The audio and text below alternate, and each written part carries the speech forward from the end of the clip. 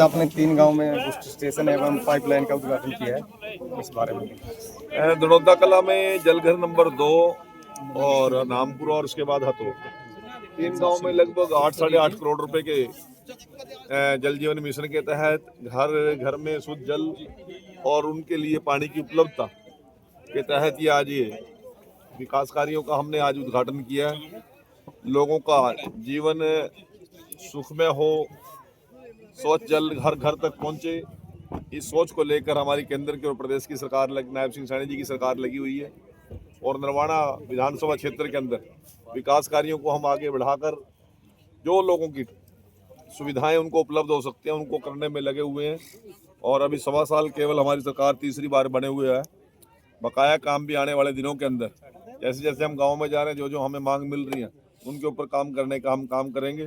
गाँव के सरपंच ने आज यहाँ पर भी शमशान घाट की 4 दीवारी और एक गली के अंदर पाइपलाइन डलवाने की बात की है। मैंने अधिकारियों को बोल दिया, कोई और भी समस्या संज्ञान में आएगी तो उसको भी करने का काम करेंगे।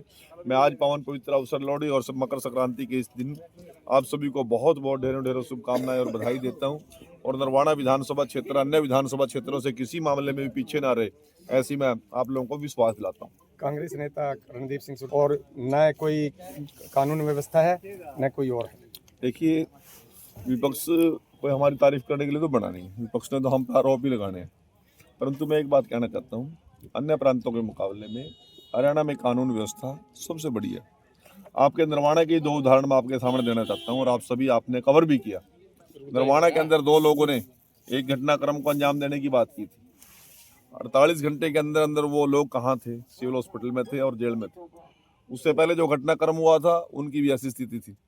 और यदि कोई किसी को शौक हो रहा हो गुंडागर्दी करने का, दादागिरी करने का, आज नरवाने में हमारे हरियाणा पुलिस बहुत मजबूत है। परंतु मैं आप लोगों को एक विश्वास दिलाना चाहता हूँ, नायब सिंह सैनी जी की सरकार की सबसे बड़ी उपलब्धि यही है, शिक्षा, चिकित्सा और सुरक्षा प्रत्येक नागरिक को उपलब्ध हो, इस बात की हम चिंता कर रहे हैं। आज बस स्टैंड के काम की हमने शुरुआत कर दी है। हरियल रेस्ट हाउस बहुत समय से जर्जर हालत में था, उसकी भी हमने शुरुआत कर दी है। अभी हिसार रोड फ्लाईओवर की भी तुरंत हम शुरुआत करने जा रहे हैं। इसी प्रकार से आने वाले 20 दिन के अंदर लगातार नरवाना के विकास कार्यों की हम शिलान्यास भी करेंगे और उद्घाटन भी करेंगे। Thank you.